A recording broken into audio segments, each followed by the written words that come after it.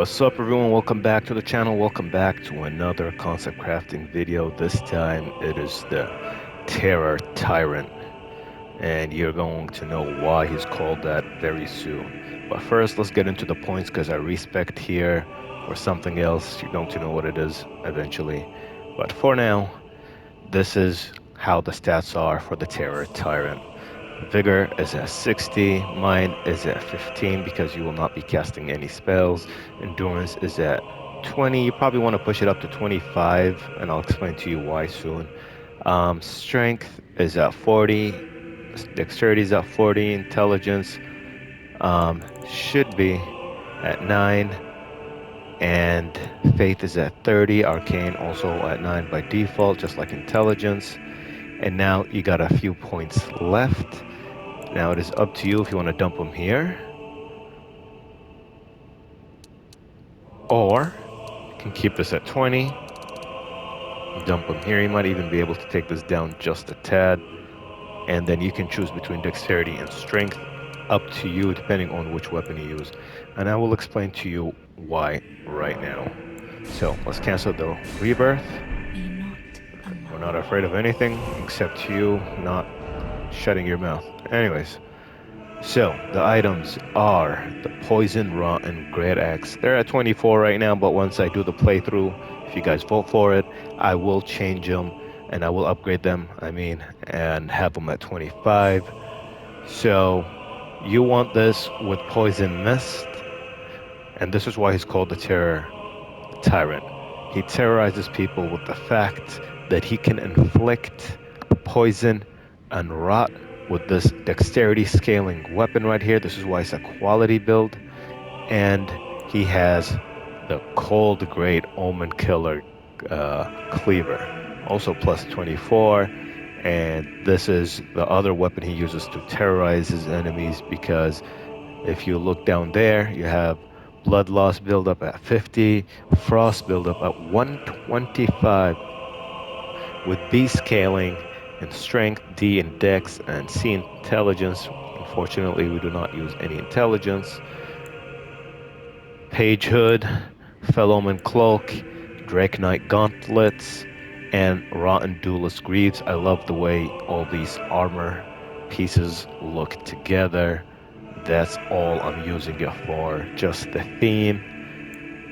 Now, you will be doing lots of jump attacks, and you are using heavy weapons, so they will drain your stamina. So the Green Turtle Talisman is a must here. You will be, like I just mentioned, doing lots of jump attacks, so Claw Talisman will help you with that. Now, if you have more endurance, you can switch this out. And if I were you, you can go for, depending which one you like to proc more. Honestly, I would go either for this one or this one. Kindred of Rot or Lord of Blood Exaltation. Those are very good. And that's about it. I would not go for anything else unless you are thinking of maybe going for something defensive like any of these Drake talismans that we got here. Alright? But that is it. For here, I have this, which is different. Let's go. So you can take a look at how he looks. I love the way he looks. I'm telling you guys, one of my favorite looks. Spells, you do not use any. 1, 2, 3. This is all you need. Once you use all those 3 with 15 points into FP, Mind, you will use all of your mana, so you will have all of your buffs before you have to drink a Cerulean Flask. Now, if you really want to go for anything, I would go maybe for any of the one of these here. Maybe this one, just to have some range spell. You can go for this one as well. But I, personally speaking, would not waste my mana on anything else. Just something that can help me attack targets from afar if I ever need it. Alright guys, so that's the end of this. Now let's get into some battles. BRB guys. Alright everyone, I am back, and now we're gonna take on this giant troll. As you can see, just by letting him stand in the poisonous cloud, he got poisoned. And if you're wondering why he almost killed us there, it's because we are not using Black Flame's protection. Instead of it, we are using the Howl of Shabriri, and that increases damage taken by 30%. So yeah, I just wanted to test things out because I use Black Flame's protection quite a lot. So I thought, let's give it, let's give it a different go this time. Let's try something, other than the usual, which is the Black Flame's protection. I'm like, let me switch it out with Howl of Shabriri. I mean, this is supposed to be the Terror Tyrant, and he doesn't care about dying. He's suicidal. This guy's a maniac.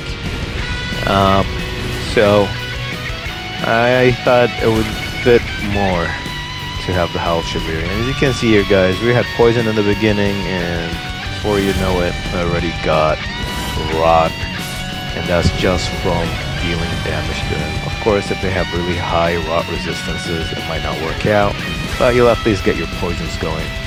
And it almost seems like if the enemy stands in the poisonous mist alone, they get a different type of poison than the poison that you apply by attacking them with your weapons. It seems like it's a weaker poison, it doesn't last as long, doesn't do as much damage. So it seems like there are two types of poisons here.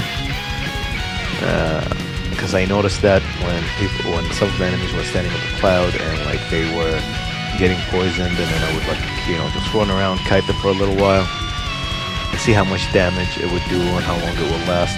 And it just felt so much weaker than the other poison that you can get from applying it by attacking them. So keep that in mind, guys. You want to attack them with your poisons. I mean, like, if you just want to get them poisoned, better than nothing. So standing in the cloud will get you some free damage, but it's not going to be as good as the other poisons, or even as good as rot. See, like this guy I was never able to inflict rot on him, so you can see things didn't work out as well against this guy. And these are the last two right here. I had to save some bosses for my other builds, and there are probably a few more bosses that I probably could have taken out, but I just kind of like want to sum it up and just like show you that it's doable and that you don't have much to worry about, really. Of course, this is, NG plus 6, guys, so things are quite hectic here. And I'm still doing pretty well, like staggering them. His stance was broken. I'm inflicting poison on them. I'm inflicting frostbite. I like to inflict poison first because it lasts a bit longer than the frostbite. So while they're poisoned and frostbitten, and then I go in there and just like, beat the shit out of them. Probably try to get a bleed proc in there if possible. So don't forget, you get bleed, you got rot, you got poison, and you got frostbite. This is why he's the Terror Tyrant. And look at that, I only used one flask against that guy. This guy, I don't know him as well. But as you can see, I'm using the Howl of Shabriri even against them, because I just want to inflict damage. He got lucky there, and my attack misses, and still no rank. And it doesn't matter here. I realized that I want to get frostbite, I want to get poison and rot first, possible at least poison before I switch. And as you can see, he's almost poisoned here, and then he's poisoned down for sure. And that's it. Once you poison him, unless you want to go for rot next, it's up to you.